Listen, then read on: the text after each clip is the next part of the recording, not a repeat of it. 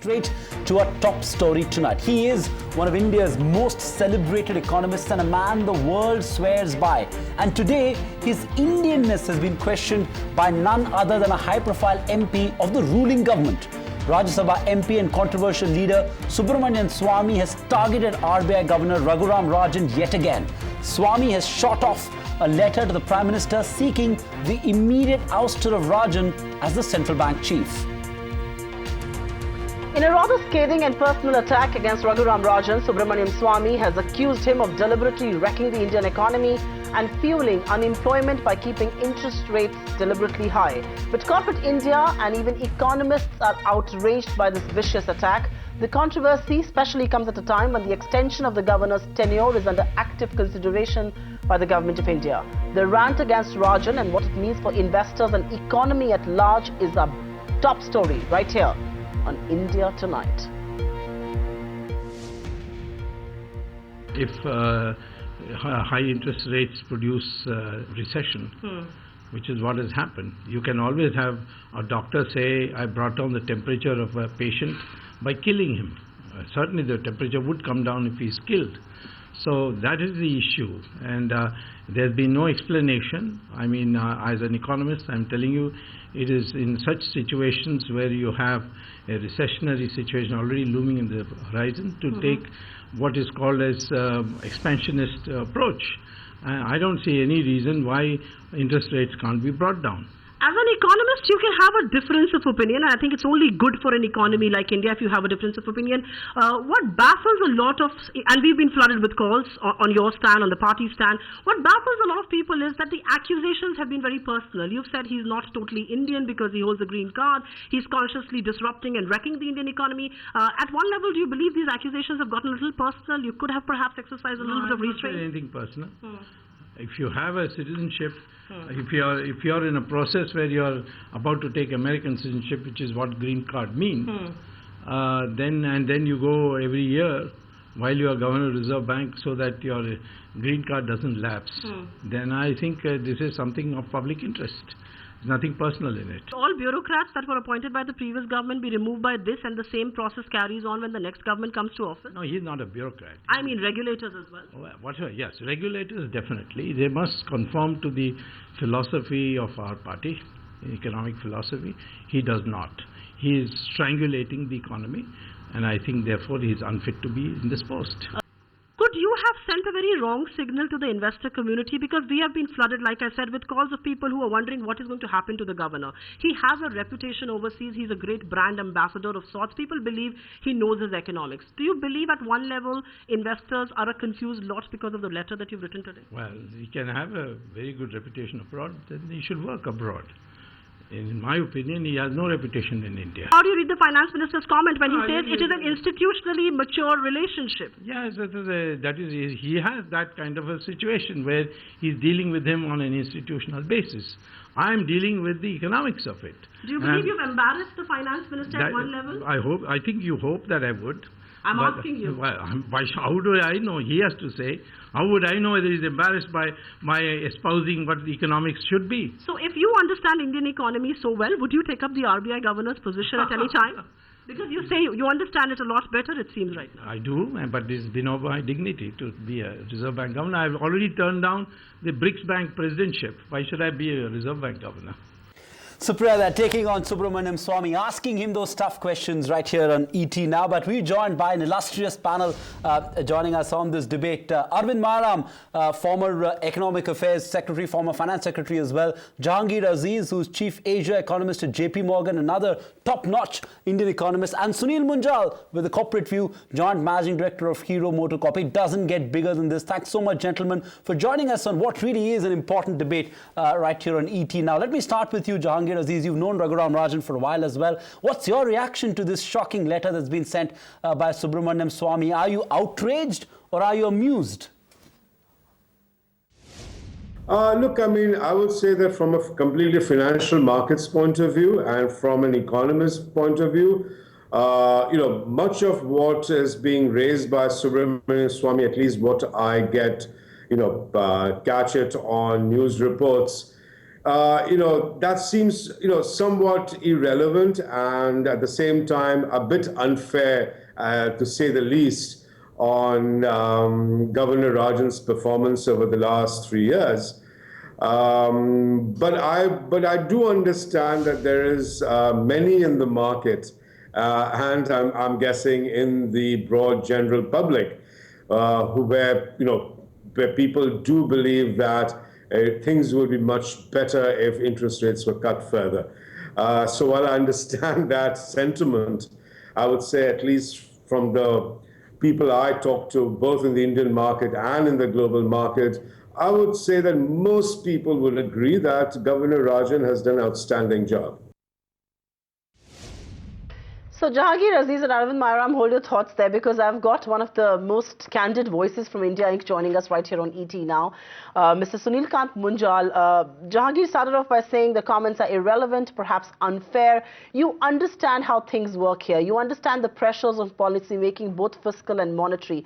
Let's be candid here. What does this letter do for Raghuram Rajan, and how uncharitable can it really get? Do you believe at one level Subramanian Swamy has negated everything that the governor has done in his capacity as India's banking regulator? And I'm not going to ask you, are you amused? Are you enraged? So, the kind of democracy we have here, Supriya, all of us are entitled to an opinion, and rightfully so, I guess. And somebody in Parliament, I guess, has a little bit more right than others to an opinion. And as far as interest rates go, I was one of those from industry, amongst many of us, who said interest rates should be lowered. So on that point, I think there is a debatable issue whether interest rates could have been lowered more than they were or not.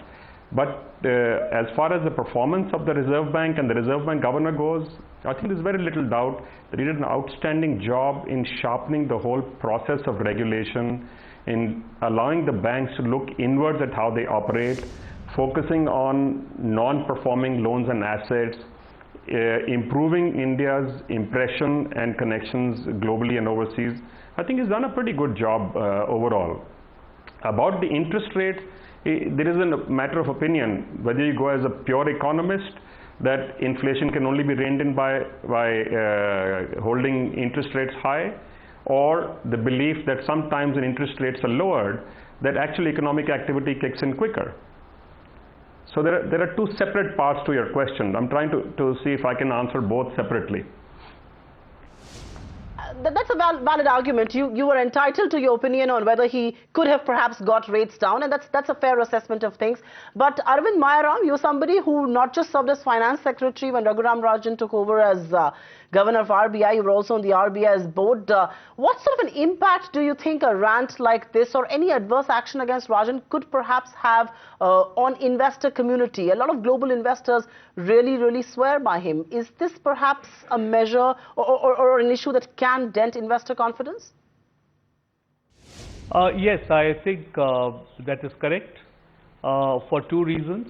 One, that Raghuram Rajan now commands tremendous respect globally amongst the regulators as well as policymakers, and therefore he is seen as a very important and a critical face of India's economic story. And the second, of course, is the overall principle that when persons are appointed for a tenure, then they must be allowed to complete that tenure. That is how mature democracies, mature economies behave. And these knee-jerk disruptions midway only send a wrong signal to the markets.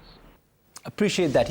I don't want us to get into the politics of what has been said, because that's for a separate debate and for which we need separate panelists. But Mr. Munjal, I appreciate the point that you made a short while ago. And I want to get to the specifics of the points raised by Subramanian Swamy in the letter. He says that Raghuram Rajan has wrecked the economy and that his policies have led to, to the state of unemployment. You run one of India's largest corporations. Hero Moto is one of the big employers as well in India. Would you blame central bank policies and monetary policy for unemployment? Does that cut ice? Does that argument cut ice, really? So, the economic slowdown in India is impacted by various factors. First, of course, is the global slowdown. Second is the repeat 2 years of a poor monsoon. And we are, whether we like it or not, still an agrarian economy. Our economic cycle in the year starts from the harvest, or how good or bad it is, defines, especially for the rural areas, but for consumer-facing products across India, it actually defines consumption and demand for the year. Now, as I said earlier, it is debatable whether holding the interest rates where they were held was good for the economy or not. I completely understand the perspective with which the Reserve Bank has held them up, that inflation or fear of inflation was something which seemed to be looming over us all these long months over the last couple of years. But many of us do believe that lowering interest rates would actually have helped. I don't think it's gone, I would never go as far as to say it wrecked the economy or brought in unemployment, but I think it could have been a little bit different if they were somewhat lower. But that impact would have been marginal. Dr. Mayaram, you've, like Supriya said, you've interacted with the governor very closely while you were the finance secretary as well. You were also on the board of RBI. While North Block's mandate is to push growth, is the RBI's mandate primarily to primarily focus on inflation, on bringing prices down? And when this governor took charge, we had a precarious situation as far as the inflation was concerned. So, did he do anything wrong, or do you think it's desirable really that both should be, which is both the government and the North Block, should be in the same platform? What's wrong if the RBI is pushing, is bringing down prices and the government is working on pushing growth? It just cannot be. I mean, both the institutions cannot be on the same platform, and in my opinion, they should not be on the same platform. I, as finance secretary, had several occasions when I had differences with Raghuram Rajan as governor of the RBI, and there were many times when we were on the same page. This is exactly how institutions work. I don't think that difference of opinion between two institutions really is unhealthy. The fiscal policy has a certain mandate, the monetary policy has another mandate, and it is always, while having these differences, we believe that you find balances, and this balance is the one which leads you to move forward. Ultimately, if you rein in inflation, it helps you in also gaining growth, whereas if you also have growth, that also reins in inflation. So I think has to be a balance, and in this balance that we need to find, there will be differences, there is no doubt about that, between the Reserve Bank of India and the Finance Ministry. But those differences are not of the nature where the communication should break down and it should become personalized. So largely the two gentlemen, both Arvind Mayaram and Sunil Munjal, are making the point that this has to be a balancing act between North Block on one hand and Mill Street on the other. Jahangir Aziz, the whole charge of wrecking deliberately the Indian economy, does that even hold? And Mr. Swamy did tell me in his interview with me earlier today that he's making these charges at the behest of being an economist. Look, I mean, even if you don't take CSO's numbers on full faith, one would have to admit that over the last few years, there has been significant improvement in the economy. If you take the CSO numbers on face value, then it's very hard to say that at 7.5% growth rate in an economy, in a world in which global growth is below 2%, depending on how you measure it, that this would constitute wrecking the economy. So I think it's very hard to make that argument. But Mr. Munjal, I want to expand this discussion. I want to take it to a broader point that perhaps seems to be missing here. And the broader point is, should bureaucrats and should regulators at all be subject of political discourse? Should they be seen with any political glasses? Because political affiliation of a bureaucrat or of a regulator for that matter is a very dangerous precedence that we are setting here. Governments will come elected and they will perhaps be booted out, but these are the guys who actually stay there. Is that a dangerous debate that we are beginning to see in the public space? So the beauty of our system is that politicians will help in making policy, and that policy will always be colored by whatever the policy of their own party, political parties, and that's, by the way, completely natural and normal. The bureaucracy has, as you say, continuity in terms of the actual matter behind the policy, how policies get designed, and more importantly, how they actually get executed. The broad execution, I think, remains constant, but there is always some impact of who is governing the country or the state at that point in time, and that's completely normal, by the way. Should there be political interference in bureaucracy? It's always going to be there. The politicians actually run they design and they make policy in Parliament. So the role of the bureaucracy is actually to help them to design that policy and then to run it. The regulator, however, is a different question. I think we have to attempt as a nation to ensure as much independence of the regulators as feasible, practical, and possible. And I'm using these words carefully because none of us is completely impartial to everything. We are always affected also by or influenced by what we see, what we believe, what our own opinions are, and they get affected by people around us. So to some extent, there will always be some color of what's the mood at the government. But in reality, the regulators themselves are fairly independent today in India. If you see, across the board in most of the industry sectors, the regulators have acted fairly independently. There are occasions when people have pointed a finger and said they are following government policy, which may or may not necessarily be good or bad. But it's not to say that regulators are not independent in India. I don't think that's an accusation any of us can make. Jahangir Aziz, let you have the last word, and I'm just trying to play the devil's advocate because I don't believe in this theory, but many would say that the governor has probably overstepped his brief by commenting on things beyond the domain of economy, choice of words, the one-eyed king in the land of the blind remark, or his comment on intolerance. Many would say that he's overstepped his brief, while the contrary argument would be that what's wrong in having a governor with an opinion, for God's sake. But what is your assessment on this? Look, I mean, I wouldn't say that I've read every speech of his or every comment of his, but I've, followed much of what he says on an ongoing basis, particularly on news reports of it.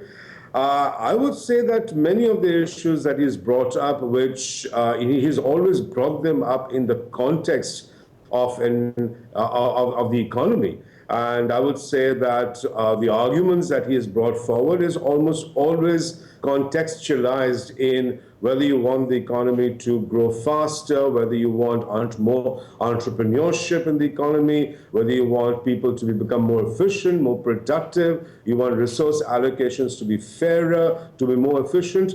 So even if those issues that people talk about, which apparently seem quote unquote non-economic, I mean, for an economist to say that, I'm going to completely and totally put blinders on me and not look at anything that is not economic, because we do know that the economic growth is affected by many, many factors. Not all of them happen to be purely economics.